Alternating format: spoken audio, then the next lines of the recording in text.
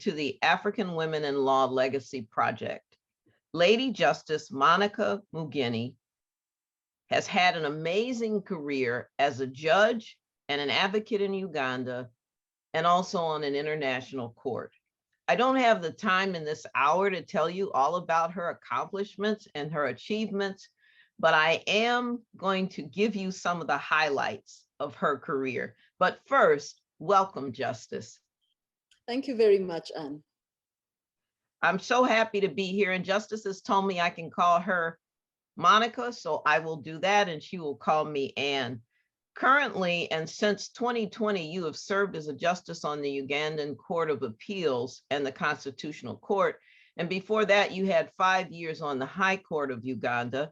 At the same time, you were appointed to the East African Court of Justice, and you served there for 5 years and ultimately became the principal judge, the presiding judge of that court. Before your judicial career as an outstanding advocate in private practice, not only in the courtroom, but as a transactional lawyer, you worked with the World Bank in various governmental positions. You were legal team leader in negotiation and the closure of cross-border privatization in Uganda, and recognized for your expertise in foreign direct investment and private sector development. With a Bachelor of Law degrees and a master's, a postgraduate diploma in legal practice and a master's of law in international trade law, as well as being a fellow at the Chartered Institute of Arbitrators of the United Kingdom. So let me ask you this. When you were a little girl growing up, did you ever imagine in your wildest dreams that you would be a lawyer and a judge? I don't think so. I think at different stages of my life, I had different ambitions. When I was a little girl, I admired the dress, the air hostess's dress. So I always thought I'd like to look as glamorous as that. And therefore my dream was to be an air hostess. As I grew older, I got fascinated by the Crown Court series. We used to watch a lot of that. So I thought, okay, I think I would make a good defense lawyer. So somewhere at the back of my mind, I thought, yes, I could make a good lawyer. But then when I got to my A-levels, at A-levels, I was fairly good at literature. So my dream at that stage was get to university, study literature, and ultimately become the best literature teacher in Uganda. So that really was my ambition. But then I had a lovely headmistress. She was very good at career guidance. So she'd studied our characters. By the time you got to A-level, she'd taken time to study her students. So she encouraged me to put law as my first choice. We had a huge argument about this. I kept telling her I'd prefer to do literature and teach literature. So she told me you'd make a lousy literature teacher, but a very good lawyer. So that's how I wound up. She eventually, actually, there was a deadlock. I insisted on doing my literature, so I put it first choice. Quietly behind my back, she changed my choices. And that was it. What she a story. Said, on this one, I'm gonna dictate and you'll have to do what I tell you to do. So that was it. That was it. That was it. And so that teaching instinct, though, is something that you and I share, because that's how I started my career as a teacher. I didn't know any lawyers or judges. Did you? Did you know any of them personally, other than seeing that defense attorney? I didn't know any, especially as a little girl. I don't think I knew any. And so there was really nobody to look up to, no role models, nobody to give you the desire to be like them. And yet I had these excellent literature teachers whom I thought I could emulate and even do better. So I really was into literature teaching.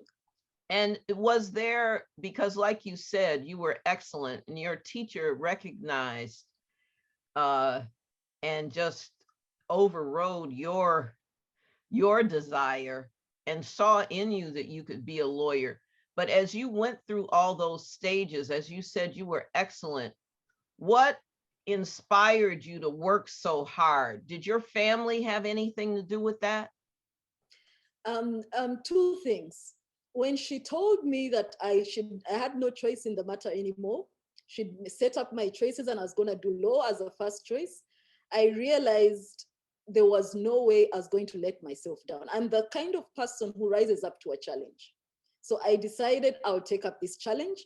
This is a teacher that I really respected. So I thought, if she can think I'm good enough, I will not let her down. That's one. My father, on the other hand, had decided I was going to be a lawyer. He bought me commercial law textbooks. And I was thinking, okay, here's another person I can't afford to let down. So law sort of caught up on me. It grew on me. I can't say I was set out from the outset to be a lawyer. Not really. It kind of grew on me. And could you share with us some about how you grew up in terms of your family and the influence that your family had on you and what kind of values they shared with you? Okay. I'm the middle child, actually, in a family of 5 children. We were raised with very strict, in a sense, very strict values. My parents believed strongly in the value of honesty.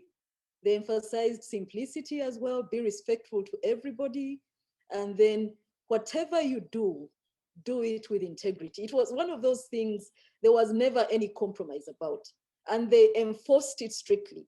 For instance, if you made a mistake, they were more comfortable you owning up to the mistake than telling a lie about it. So there was a sense of right and wrong right from the beginning. And this, by the way, I think this sense of right and wrong shaped my legal career in a sense, because when I'm delivering judgments, in fact, even when I'm listening to cases, the idea is a strong sense of more than just the legalities. What is the justice of this situation? If a party comes before me and they are legally correct, but morally they might be wrong, I might be inclined to tell them the decent thing to have done in those circumstances would have been this. So I sort of look for the correct thing to do and tie it up with the legality of what should be done. So that those lessons are with you today, in your heart today, and in your mind today as you sit as a judge. And someone who would like to be a lawyer or a judge, because some of our listening audience, they are lawyers, they are judges, but some of them are young people who'd like to be a judge. Some of them are women who'd like to be a judge. So what's your advice to them? I think it's important for anybody aspiring for the legal profession to begin with, to have a strong sense of justice, of what is right and what is wrong, what is acceptable in a civilized society and what is not. A basic sense of justice. Now, once you have that, as an officer of court, when you're a lawyer, there are certain things you will not endorse. For instance, if you come to court and start peddling lies before the courts, that's not being an officer of court. That is peddling an injustice and wishing to win a case simply for the sake of winning the case. I think a strong sense of justice is important. There must be, and of course, there must be fidelity to the law, no cutting corners, no bias. Prejudices must be thrown out of the window. Be willing to be an open book and learn from the parties, but apply the law as it is. There is a tendency for legal practitioners to bring in a sense of advocacy. They apply the law the way they would like it to be. But I think it's important to know the law as it is, apply it as it is, but in obiter dictum, you could propose reforms for the future. You could point out the loopholes. But it's important to be as objective, impartial as possible. And that point that you made earlier about being honest with the court, the issue of someone's credibility and reputation, of course, judges talk, justices talk. And so an advocate who appears before you that routinely misrepresents or lies or doesn't give you all the cases or says that a case stands for one thing and it really doesn't, that lawyer loses credibility, and it makes it hard. It makes it hard to separate that lawyer's lack of credibility from the client's position. Isn't that right? Unfortunately, yes. But it's something that you have to do in your mind. You have to put aside that lawyer's problems and try to look at the heart of the case. Ultimately, you look at, you have a litigant before you, a party before you, who unfortunately has a lawyer that you cannot vouch for really. But at the end of the day, you must administer justice to this party. The sins of his or her lawyer should not be visited upon the party's case. So you have that at the back of your mind, but you must apply yourself with all due independence and impartiality to the case before you. I agree. And I think it's hard sometimes for people to understand that judges have to have like a split brain, what I call a split brain, because sometimes there are cases that you get where you want to rule a certain way, but the law doesn't support it. And you can't find a way to do it. And you have to be faithful to the law, because otherwise you would be unfaithful to your oath. You would be unfaithful to your oath. Absolutely. So you went you received those various degrees in law, and then you were in private practice.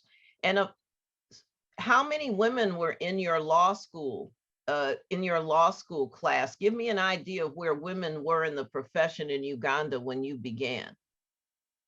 When I went to law school in 1988, we were about 60 in our law class. And out of those 60, we had about 10 women max, 10 women maximum. So we're about a sixth of the law class. Over the years, I think, yes, please go ahead. No, go ahead. Over the years, I think the numbers have increased, but basically that was about it in our generation. So what challenges did you face being only 6? I came from the background of an all-girls school. And the beauty about an all-girls school is by the time you're done with high school, it has built your confidence.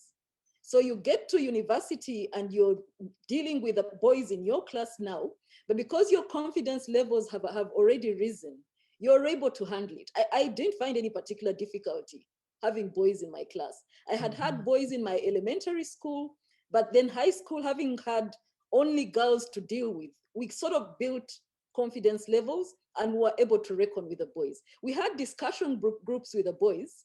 It was not something that bothered us. I think we sort of got used to it. So then your confidence level, that helped you once you became a lawyer and you faced lawyers in court or you faced judges, right? Yeah, it did. Because eventually when I started my legal practice, when I started off at the Attorney General's chambers. In the Attorney General's chambers, it was the same sort of ratio, women on the lower side and men on the upper side. But this was particularly glaring in the judiciary. In the judiciary, the numbers of the women were particularly low. And then it gets very dismal at the East African Court of Justice. I was the only lady among 10 judges. So then, and then on top of that, I was the head of the first instance division. So not only are you a minute minority, you've got to handle leadership responsibilities against that background. But I think having dealt with it earlier on in my life, it wasn't really a difficulty for me. How did you become the principal or presiding judge of the first instance court? This is how it works. I was in the High Court of Uganda.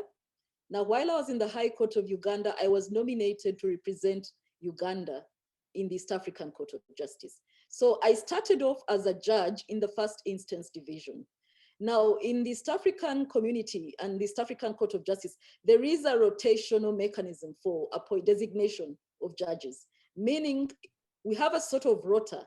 If the previous judges were from, say, Kenya, Tanzania, and Rwanda, then the judge in that division that happens to come from Uganda will take the mantle. It's a sort of rotational thing to make sure every country has an opportunity to present judges for leadership.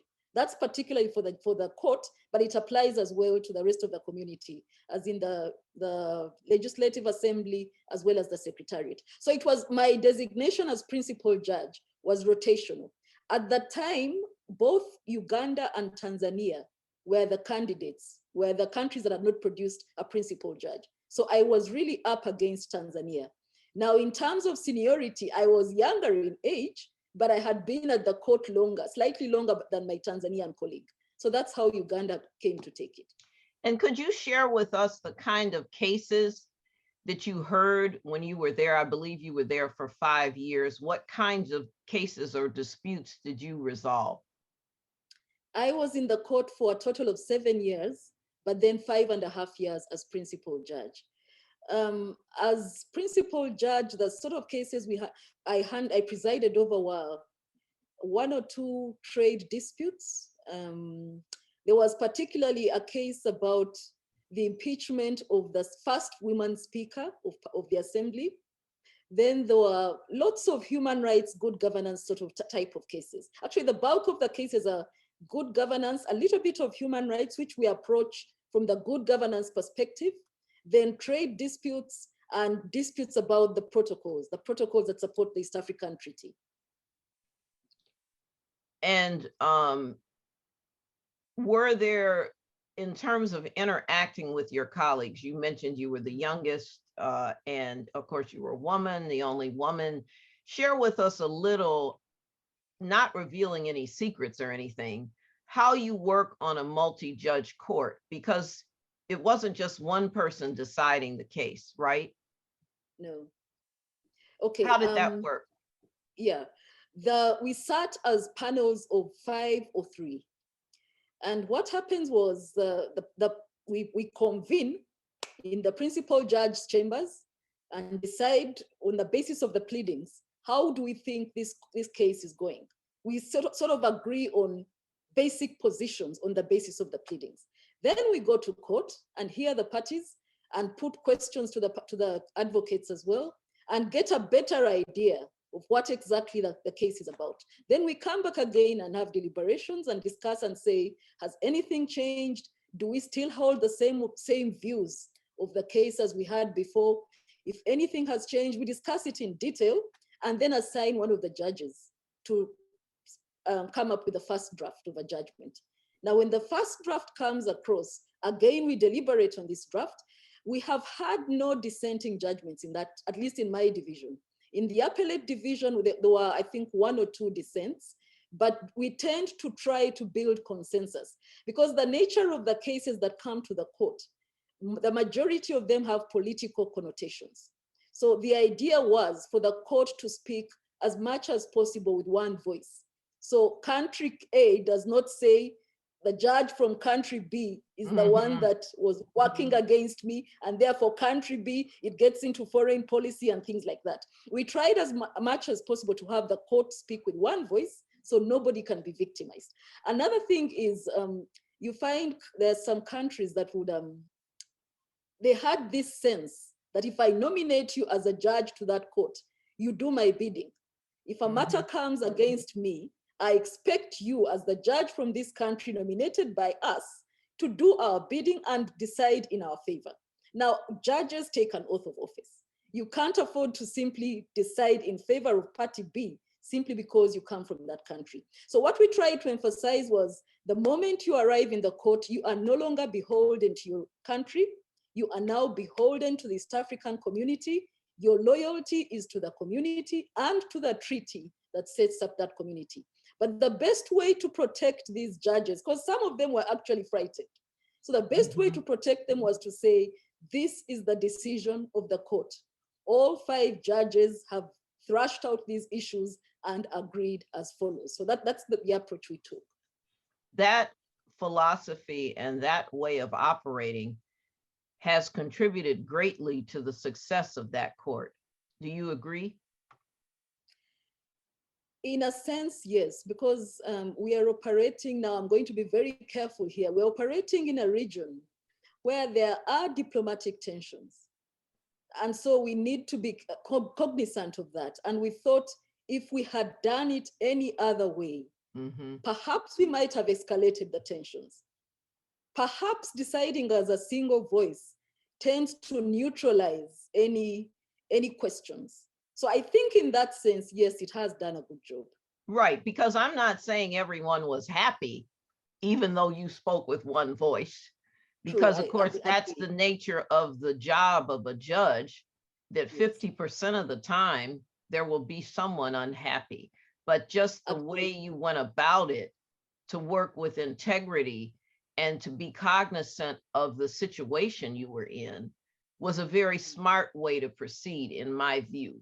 And so I that's what agree. I meant in terms of that was successful, having that kind of model.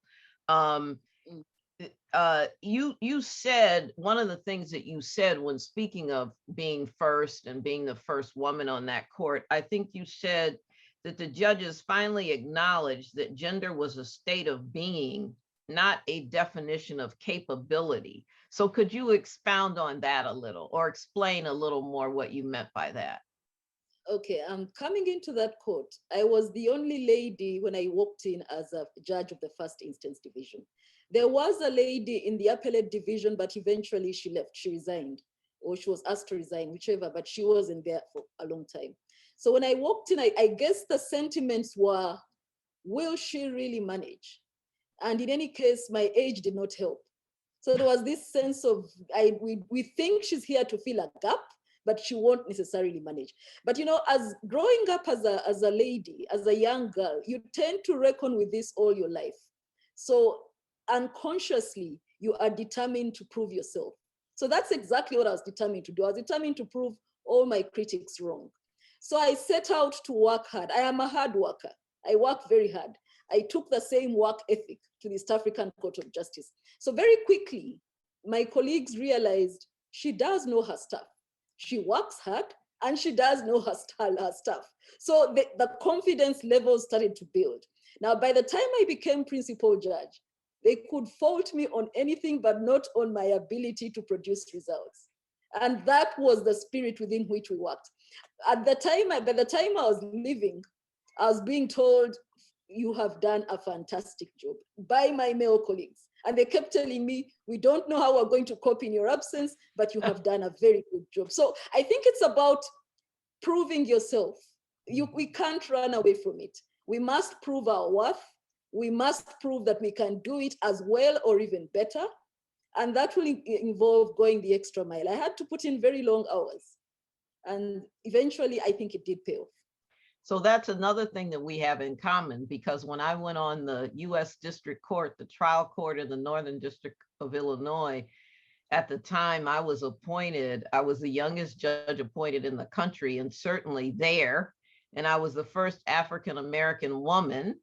And I faced skeptics as well, like you did, and knew that I had to work hard and I had to show that I was capable of doing it. I knew that in my heart, like you said, because I had been a Black woman my whole life. Your whole life prepares you for that It position. does prepare you. Yeah, your life prepares you, and you don't even know why certain things happen in your life until you see where you end up. You you you Absolutely. you also, you mentioned your first teacher, the one who saw that you were a lawyer, and so there were hands that reached out to you that helped you in your career, mentors, sponsors. And I noticed that that's something that's very important to you. Could you share your philosophy on reaching back and helping others? Yes, I had teachers in high school that absolutely believed in my capabilities. And as I said, as a young girl, as a teenager, you're still trying to discover who you are. That builds your confidence. So I had those teachers that built my confidence at that level. Then through law school, perhaps let me move quickly to my career. Even in my career, I was blessed, I think. Most of my bosses believed in my capabilities and they encouraged me. How did they do that? They simply gave me more work. And you know, there is a tendency to grumble when you're being given a lot of work. But I looked at it as people that had faith in me and were willing to give me more because they believed in me. So I did a lot more than I would ordinarily have been doing. When I got into the judiciary, I was coming from the corporate world. I was coming from a background where you're working on say a World Bank project and you're expected to produce results as quickly as possible. And because of that, mentorship is critical. You're expected to hit the ground running. But if you can have people that support you along your professional career, That would be helpful. So coming from that background, when I got into the judiciary, I quickly identified mentors. I had never been a judge. I had been trained to be a lawyer. I had never been trained to be a judge. There is no training for a judge when you're coming in. So I identified judges I thought had delivered judgments that I looked up to, that I respected, and approached them. I actually didn't wait. I approached them because I was placed in the criminal division. As you can see, my background is in corporate law. Yes. My background is in civil litigation. I had nothing to do with criminal prosecutions. So you were sharing with me the role of mentors and how that impacted you. Would you Yes. tell me more So about that? I identified the areas in my legal profession where I had gaps, and identified mentors that were well schooled in those areas, and they were generous people. At least when I approached the Honorable Chief Justice, he was willing. He said, I'll do a one-off because your judgments will probably come on appeal. So I'll simply look at these first ones and then tell you you're on the right track and the areas you need to look out for. So that's what he did. And of course, I built on that. And by the time I left the criminal division, I'd picked up on criminal law. Now, that also served me well when I went to the East African Court of Justice. There were lots of very senior, distinguished judges whom I made it a point to sit with, discuss different points of law. When we had workshops, I did the same thing. It was a sort of cross-generational mentoring. I believe it is important for any young woman to have a mentor that can speak to her and to whom she can speak freely, and they exchange ideas, because simply by virtue of the generational gap, outlooks could be different. But there is a lot to learn from the people that are senior to one, and even we, the senior people, have a lot to learn from the people that are coming, the so-called generation X and Y. When I worked in the Uganda Road Fund, I had the opportunity to supervise younger people, much younger than me. And they kept telling me, we have different outlooks. And I told them that's precisely the reason we work in the same place, so we can build on each other's experience and learn from each other. So I don't think I can understate or overemphasize the importance of mentoring to anybody's career. In the judicial service, where there is not much interaction between the judges and the outside world, it is critical that one has good mentors within the judiciary. It's absolutely critical. So I can't believe that's another parallel that we have, because I was a federal prosecutor before and had been in that office for 10 years and had been a law clerk. So when I was nominated, I needed to learn. I did the same thing you did. I went to the senior judges, both men and there at that point, there was only one woman that I went to, and I sat in their courtrooms and I watched how they handled their calls, even though I had been a trial lawyer and had been before them, and they were generous. So one of the lessons is you have to also make a choice to seek out mentors and not be shy about it, because if you don't do that, who will? You can sit there waiting for someone to come and help you, but if you don't stand up for yourself and say, I need help, you're not going to get help. On the other end, go ahead. No, please go ahead. No, did you want to go? No, I was just saying that that's so important for people. Sometimes people wonder, how is it that I can approach a senior? Maybe you could share with them how you approached the senior and got them to say yes to you. Actually, to start from where the comment you made earlier, if you don't approach them, the thinking is you're doing well. You're able to handle whatever is before you. So it's important that you reach out and people are aware this person needs help and is willing to take the help. So in terms of approaching seniors, there must be a lot of respect. It's not an entitlement to be mentored by a senior judge. It is something that they graciously do when you approach them. So there must be a lot of respect in the approach. And once you approach them, be willing to learn. Not everybody has a teachable spirit. There is a tendency among lawyers to think they know it all. So whatever this person says is quickly discarded. I think approach it from the vantage point of whatever has got this senior judge to that position in his or her career is something that might also be good for me. So in that sense, approach it from the point of being willing to be taught. And you, as you mentioned, working with young people, so not only in the job you had, but just in your everyday being, you reach out to young people because you're viewed as a role model, right? Share with us how you do that mentoring yourself. Two aspects to it. I've been approached by quite a few, say, judicial officers, newer judges, who've approached me and said, we'd like you to guide us on how you've gone about your work so we can pick a leaf or two. However, the majority of times, I look back to my experience as I started, and I feel it's important that I help one or two people that are starting as well. You do not have to be struggling. I'll simply reach out to you and say, should you ever need any support? Should you ever need any encouragement? Should you ever get stuck? I'm available. So I make it clear I'm available to them. Then for my direct supervisees, I make it a point to follow up what they're doing, tell them what they have got right, and tell them areas that they could improve. So it is a choice that one makes to simply give back to others the same way you were helped by others. There's a senior judge that actually sat me down and told me, take notes. This is how it's done. And he was not even mentoring me about the judicial process. He was mentoring me about judicial ethics. You need to be careful. You have transited from the bar to the bench.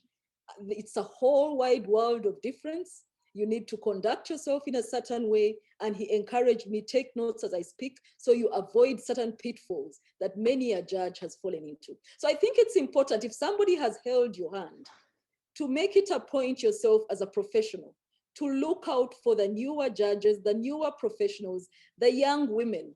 And I'm particularly passionate about the young women because they tend to be ignored.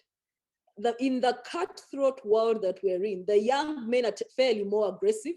And so somebody should look out for the younger women and encourage them that they too can do it. So that has been my approach.